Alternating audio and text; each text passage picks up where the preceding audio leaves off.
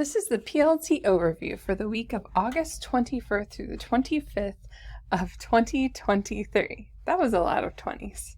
Announcements for this week. Ted Dottie made a spreadsheet for you to double check room numbers. If one's wrong, let Mr. Jimenez know. And there's the link to that.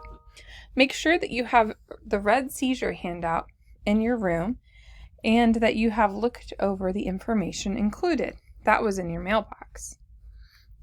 A rule of thumb for communications. Canvas should be used for communicating with students in your class about your class. Parent Square is to be used to communicate to parents and guardians of students en masse. The Parent Square messaging option will soon replace GroupMe, Dojo, etc. If you need help setting up groups, talk to Ginny Carr or Mr. Dorst. A note from HR and our HR director, Abby Brown. She says, I am reaching out to you because with software updates over the summer, we've run into an issue with people being able to log into Talent-Ed. This will especially be an issue in 2023-2024 contracts are issued in late September, as you will be asked to view and sign these contracts in Talent-Ed.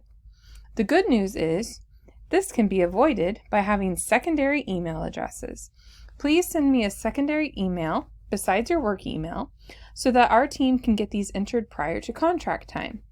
Know that these secondary emails are kept private and will not be shared. Next, a thank you for working so diligently through the tech struggles and advisory last week. Many teachers have continued the process in their classroom, and iPads have continued to be set up in the library. We will finish the process at the beginning of advisory this week. Please make sure that your students fill out the digital form for documentation of their getting an iPad from you. Also, do you know a student who needs a hotspot? Here's the process for getting that hotspot. Our district protocol is that the teacher or student contacts a librarian. The librarian emails the grade level team.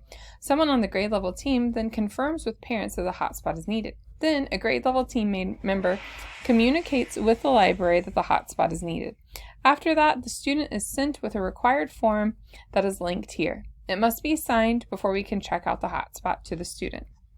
If you have any questions about that, feel free to call the library. A note from the SPED department, and this is from Andrea Curtis's email. Paraprofessionals have their schedules and will arrive to your classroom. We're working on uploading student snapshots into Infinite Campus, so please give us a week to continue to do this. Several are already done. Once you start seeing the paper icon next to the name and indicated under the IEP on your roster, that is the signal to print off a copy for the paraprofessional, and all of that can be found in Infinite Campus.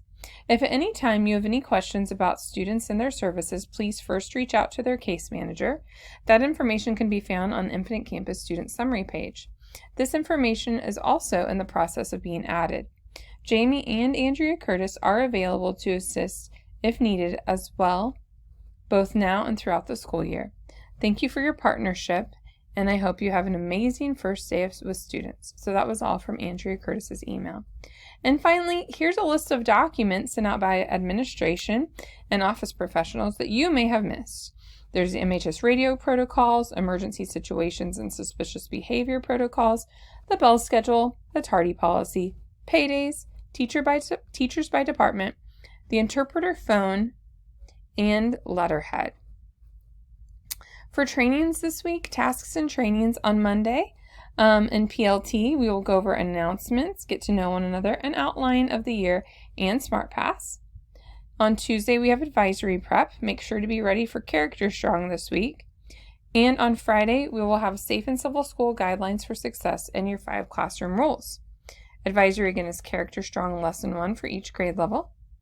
Here's the PLT checklist form. So if you have any comments or questions, this is where you would put them. Every PLT leader does this every day or whenever there are comments or questions to add. There's also the Tell Me Something Good area. So if you have something good and you want to share it, it just helps us build a positive atmosphere in the school. For those of you new, next week we will share those comments and questions with answers, and we'll share our Tell Me Something Goods. Thank you for everything you do. I hope you have a wonderful first full week of school.